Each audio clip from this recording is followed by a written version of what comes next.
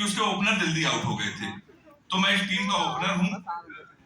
दैनिक जागरण का एक कवि सम्मेलन है, लगातार श्रृंखला में हम लोग हैं। पत्रकारों का भी सर मैं बहुत प्रणाम करता हूँ। पिताजी के बाद सबसे ज्यादा सम्मान पत्रकारों का ही करता हूँ।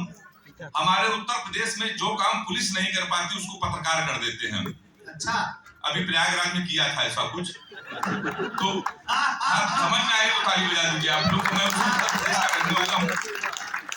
पत्रकार किसको कब निपटा दे सर कोई भरोसा नहीं है। मुझे याद है एक बार एक आदमी कुएं में गिर के जब कुएं से निकल रहा था तो इलेक्ट्रॉनिक मीडिया के एक पत्रकार ने माइक उसके मुंह में घुसेड़ के पूछा, भाई साहब आपको कैसा लग रहा है? वो बेचारा फिर नीचे गिर गया। सामने बैठा था किसान दो बकरों के साथ, उसने कसम खाई ये पत्रकार सबको निपटाते, इसको हम निपटा के रहेंगे। पत्रकार उसके पास गया, कहने भाई साहब ये दो बकरों के साथ बैठे हैं, इसको क्या खिलाते पिलाते हैं? अब किसान तो कसम खाया था। उसने पूछा किसको? काले वाले को सफेद वाले को? उसने कहा काले वाले को। बोला काले वाले को हम घास खिलाते हैं। उसने कहा सफेद वाले को? उसने कहा इसको भी घास खिलाते हैं। पत्रकार ने पूछा इसको बांधते कहाँ हैं? किसान ने फिर पूछा किसको? काले वाले सफेद वाले? उसने कहा काले वाले को घर के वाले झोपड़ी वही बांध देते हैं। उसने कहा सफेद वाले को? उसने कहा उसको भी वही बांध देते हैं। फिर उसने पूछा इसको खिलाते पिलाते क्या है? किसान ने फिर पूछा किसको? कसम खाया था। काले वाले सफेद वाले? उसने कहा सर काले वाले को हम पानी पिलाते हैं। उसने कहा सफेद वाले को? उसने कहा इसको भी पानी पिलाते हैं। पत्रकार का गुस्सा सामने आसमान पर, उसने किसान का गिरबान पकड़ लिया। उसने कहा साले जब दोनों बकरे एक साथ एक ही काम कर रहे हैं तो बार बार क्यों पूछ रहा है कि काले वाले सफेद वाले को? उसने डरते हुए कहा काला वाला हमारा है। उसने कहा सफेद वाला? उसने कहा वो भी हमारा है। ताली जोरदार बजा दीजिए। हाँ, तो मैं उसी गाया और साथ मैं बहुत सम्मान करता हूँ। आप तो प्रिंट मीडिया के बड़े पत्रकार हैं। प्रिंट मीडिया के पत्रकार हमारे अजय भैया हमारे संपादक भी बैठे, पहले हमारे अजय भाई कानपुर में थे संपादक। उन्होंने हमारे लिए खबर छाप दी, लाफ्टर चैंपियन देश के बड़े कवि हेमंत पांडे का निधन और हम जिंदा। तो हमारे दोस्तों ने कंफर्म करने के लिए फोन किया। कहने के कौन बोल रहा? हमने कहा हेमंत पांडे। कहने के तुम्हारा अंतिम संस्कार नहीं हुआ? तो हमने कहा भाई साहब हम जिंदा है। तो हमने अजय भैया फोन किया, हमने क्या भैया आपने छाप दिया हेमंत पांडे का निधन? कहने अरे यार गलती बड़े बड़ों से हो जाती है, ये भूल से छप गई, कल हम भूल सुधार में छाप देंगे। अजय भैया ने अगले दिन भूल सुधार में छापा। कल जो खबर आई थी हेमंत पांडे की वो भूल बस छप गई। हमको दुख है कि अभी तक वो जिंदा है।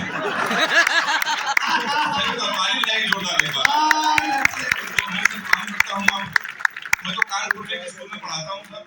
आज कभी अगर टीचर हो जाए तो बच्चे का भविष्य आप समझ सकते हैं। हमने अपने ही स्कूल के बच्चे से पूछा, हमने कहा बेटा ये बताओ 1 किलो रुई और 1 किलो लोहा दोनों में भारी क्या होगा? उसने कहा मास्टर साहब लोहा भारी होगा। मैंने कहा बेवकूफ मैं तुमसे कह रहा हूँ कि 1 किलो रुई 1 किलो लोहा, जब दोनों 1 किलो है, रुई भी 1 किलो है, लोहा भी 1 किलो है, तो लोहा कैसे भारी होगा? इसका जवाब सुनिएगा।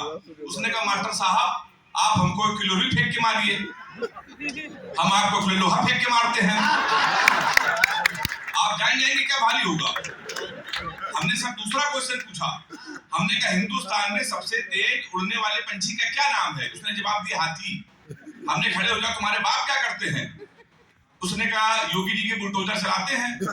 हमने कहा बैठ जाओ हाथी सही जवाब। तो आजकल का मास्टर भी बड़ा होशियार होता भाई साहब। तो मैं उसी कानपुर से आया हूँ। इतना अद्भुत मेरा शहर है, दुनिया के किसी भी शहर में आप चले जाओ पर आप कभी कानपुर आइएगा आपको लगेगा इतने अद्भुत प्राणी केवल कानपुर में ही रह सकते हैं। आप कभी बनारस जाइए, बड़े लोग हैं जाते ही होंगे, रेलवे स्टेशन पर उतरिए, वहां लिखा रहता है बनारस का पान आपका स्वागत करता है। कभी आगरा जाइए वहां उतरिए, वहां लिखा रहता है आगरा का पेठा आपका स्वागत करता है।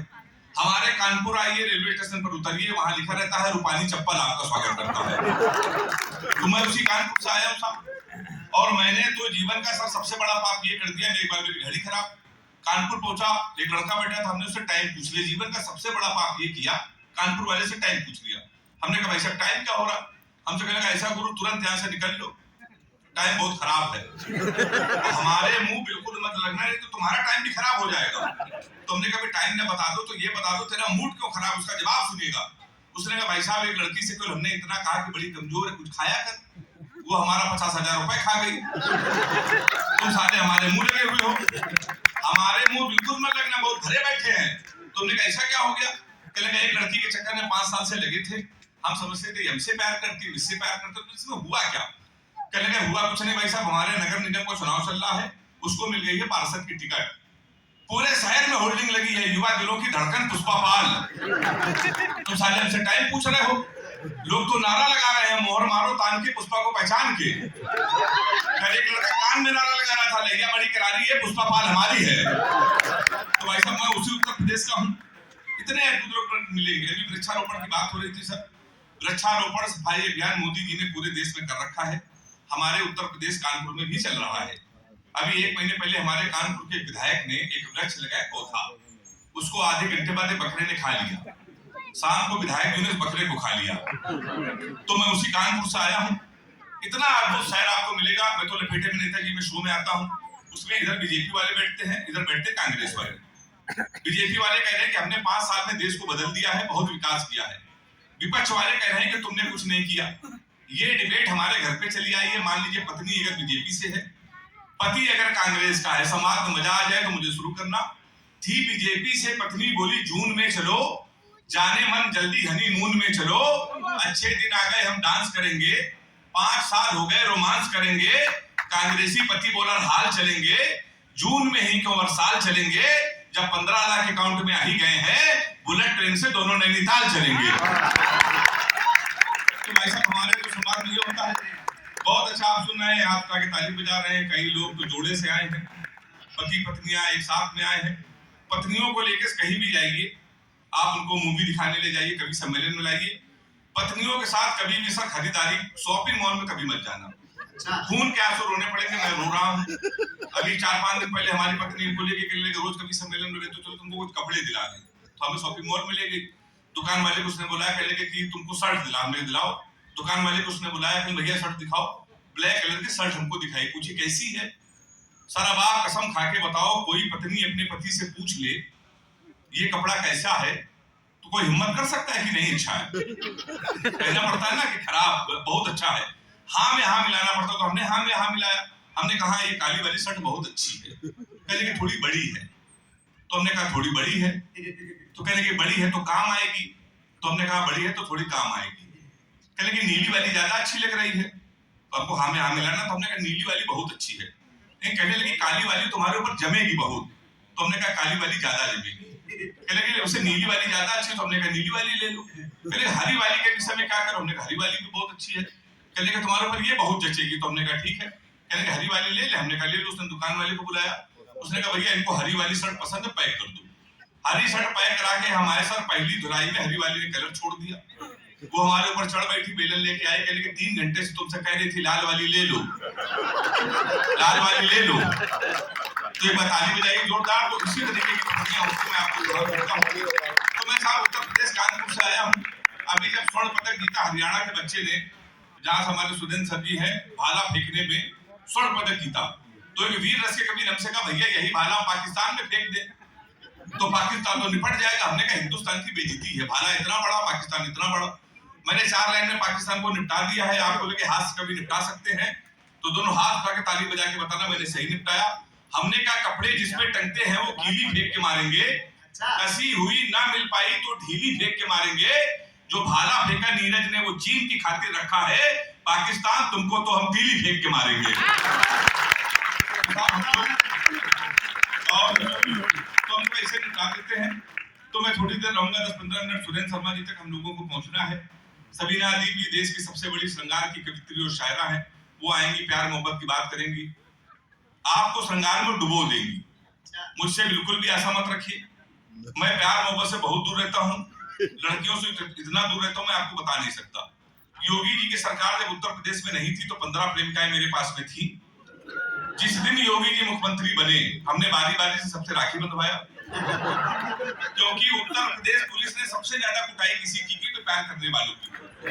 तो मैं प्यार से बहुत दूर रहता हूँ। अच्छा सब इसलिए दूर रहता हूँ, लड़कियों की बीमारी है। किसी लड़की से कोई क्वेश्चन पूछ लो तो इतना उटपटांग जवाब देती है। हमने एक लड़की से पूछा, हमने कहा तुम्हारा फेवरेट कलर क्या है, कहने लगी स्टूपिड कहीं के, कोई मैच्योर क्वेश्चन नहीं पूछ सकते। तो हमने पूछा, हमने कहा 0.8 मिलीलीटर सल्फ्यूरिक एसिड को न्यूट्राइज करने के लिए कितने मोल बाइकार्बोनेट की जरूरत पड़ेगी। तब उसने बताया हमारा फेवरेट कलर पिंक है। तो लड़कियों की बीमारी होती साहब ये एक बीमारी और है, अगर सही हो तो नौजवान हाथ उठा के समर्थन करना। किसी लड़की को आप गौर से देख लो तो कहेंगी देखो कैसे कुत्ते की तरह देख रहा है, ना देखो तो कहेंगी कुत्ता देख भी नहीं रहा है। आप हमारे लिए उपयोगी है, अच्छा लोग सही कहते हैं सबके नाम में कुछ नहीं रखा, ये हमें विश्वास नहीं था पर ये सच है, नाम में वास्तव में कुछ नहीं रखा। मुस्कान नाम था उसका, वो हमारा नुकसान करके चली गई। फिर हम रोशनी नाम की लड़की में शिफ्ट हुए तो 2.5 साल उसने भी हमको अंधेरे में रखा। तो मैं बहुत दूर तो लड़कियों को देखिए अपने बॉयफ्रेंड का नाम मोबाइल में सेव करती है, my honey baby, my sweetheart, my जानू, माई डार्लिंग। हम लड़कों की मजबूरियां देखिए, लड़कियों के नाम मोबाइल में सेव करते हैं पप्पू हलवाई, राशिद प्लम्बर, मुन्ना हवलदार, ताली बजाइए जोरदार। तो ये हम हमेशा होती है। अभी तो मैं 1.5 साल पहले दुबई के एक मुशायरे में गया तो हमारी वाली ने हमको फोन किया, हमारी वाली इसलिए कह रहा हूँ कि कोई लगे कि आपको लगे कोई है। उसने हमको फोन किया, कह हमने सुना तुम दुबई में हो। तो हमने कहा सही सुना है। कह लेंगे हमारे लिए एक सोने की चैन ले आना। हमने कहा किस खुशी में? कह लेंगे हम तुमको जीवन भर याद करते रहेंगे। हमने कहा हम चैन नहीं लाएंगे फिर भी याद करती रहोगी। उसने पूछा कैसे? हमने कहा जीवन भर सोचोगी हरामखोर से पहली बार कुछ लाने को कहा था, ये वहां से भी खाली हाथ चला आया है। तो साहब मैं बहुत दूर रहता हूँ और मैंने तो जिंदगी का एक सबक लिया है, आप भी ले लीजिए। अपनी प्रेमिका को कभी भी रुलाना नहीं चाहिए, क्योंकि 7-8 हरामखोर उसके आंसू पोंछने के लिए हमेशा तैयार रहते हैं। तो मैं इसी चक्कर में प्यार मोहब्बत से बहुत दूर रहता हूँ। असल में लड़कियां बहुत सीधी सादी होती हैं, कभी कभी बड़ी लाड़ में आ जाती हैं। तो एक बार हमारी वाली लाड़ में आके उसने हमको 2:30 बजे फोन किया, कहने लगी सो रहे हो तो सपने भेजो, जाग रहे हो तो यादें भेजो, मुस्कुरा रहे हो तो हंसी भेजो। हमने कहा लोटा लेके खेत तो बैठे हैं, क्या भेज दे? तो मैं बहुत दूर रहता हूँ, ताली बजाइए जोरदार एक बार आपको। तो हमसे सर्वेश्वर कहने लगे तुम यार जब आते हो प्यार मोहब्बत से दूर रहेंगे, ऐसा क्यों करते हो? तो मैं आपको बता दूं सर, मेरा एक बचपन का दोस्त है, बहुत वायरल हुआ टिकटॉक में। उसने हमको एक लव स्टोरी सुनाई थी, एसपी साहब, आईजी साहब, और हमने रोते रोते लव स्टोरी सुनी थी। तब से हमने कसम खा ली न प्यार करेंगे न किसी को प्यार करने देंगे। वो लव स्टोरी हम पूरी रांची को सुना दे रहे हैं। मेरा चैलेंज है, किसी की हिम्मत हो तो प्यार करके दिखा देना। वो लव स्टोरी कुछ इस तरीके की है, जब हम 3 साल के थे तब वो पैदा हुई थी। हम कक्षा 2 में आए, वो केजी में आई। हम 5 में आए, वो 4 में आई। हम हाई स्कूल में आए, वो 9th में आई। हम इंटर में आए, वो फर्स्ट ईयर में आई। फिर हम IIT की तैयारी करने लगे। उत्तर प्रदेश में लड़के इंटर के बाद तो SSC है तो IIT, हम IIT की तैयारी करने लगे। हम IIT की तैयारी कर रहे थे, वो फर्स्ट ईयर में आ गई। हम IIT की तैयारी कर रहे थे, वो इंटर में आ गई। हम IIT की तैयारी कर रहे थे, वो BA में आ गई। हम IIT की तैयारी कर रहे थे, वो MA में आ गई। हम IIT की तैयारी कर रहे थे, उसने B.Ed कर लिया। हम IIT की तैयारी कर रहे थे, उसने M.Ed कर लिया। हम IIT की तैयारी कर रहे थे, उसने MPhil कर ली। हम IIT की तैयारी कर रहे थे, उसने PhD कर ली। हम IIT की तैयारी कर रहे तो प्रोफेसर बन गई। शनिवार को उसकी शादी, इतवार को हमारा IIT का पेपर है। अब हिम्मत हो तो प्यार करके दिखा देना आप। तो हमारी दशा तो ये है कि एक एक प्रेमिका को बांट कर ले गए, जो नहीं माना उसे डांट कर ले गए। जिस पेड़ पे बांधा था मोहब्बत का धागा, नगर निगम वाले उसे भी काट कर ले गए। तो हमारे साथ तो ये है, मैंने 4 पंक्तियां अभी ताजा ताजा लिखी। हमको तुम्हारे प्यार का सहारा नहीं है। अब आप बोलोगे इतनी ताजा पंक्तियां इस कवि ने लिखी तो मुझे आशीर्वाद देना। हमको तुम्हारे प्यार का सहारा नहीं है अब, कोई भी मेरी आंखों का तारा नहीं है अब। किस्मत का खेल देखिए तुम भी चली गई, 2000 का नोट भी हमारा नहीं है अब। तो हमारे साथ तो साहब ये होता है। देखिए हम लोग हास्य कवि हैं, हम लोगों को आप बिल्कुल सीरियस मत लीजिए। हम लोगों को कोई सीरियस नहीं लेता, इसी चक्कर में हम लोगों की शादी भी नहीं होती। हमारे घर पे आते हैं रिश्ते, ये पता चल जाए लड़का हास्य कवि, रिश्ते वैसे लौट जाते हैं। तो हमने विनीत भैया को हाथ दिखाया। विनीत भैया देश के बड़े वीर रस के कवियों में है, जो 6 साल की हाथ देख लेते हैं। तमाम बार जब मेरी शादी कैंसिल हुई तो हमने हाथ दिखाया। हमने कहा भाई साहब हमारी शादी कब होगी? कहने लगे बेटा 2035 तक कोई मुहूर्त नहीं है। हमने कहा उसके बाद? बोले उसके बाद कोई जरूरत नहीं है। तो तमाम बार हमारी शादी लौट गई साहब। लेकिन एक दिन हमारी शादी फाइनल हो गई, और शादी फाइनल क्या हो गई। भारत और पाकिस्तान का मैच था सेमीफाइनल का, 4 साल पहले वाला। हमारी शादी, हमने पिताजी से कहा पूरा हिंदुस्तान मैच देख रहा है, हमारी आप शादी कर रहे हो? नहीं माने कर दी। भारत और पाकिस्तान का सर सेमीफाइनल मैच, हमारी शादी। हमारे कुछ कानपुर के दोस्त हमारी बारात में डांस कर रहे थे, कान में मोबाइल लगा के भारत पाकिस्तान सेमीफाइनल मैच की कमेंट्री भी सुन रहे थे। दोनों काम एक साथ करे, बारात में डांस कर रहे, कान में मोबाइल लगा कमेंट्री सुन रहे। हम दूल्हे के सजे थे, घोड़ी के ऊपर बैठे थे।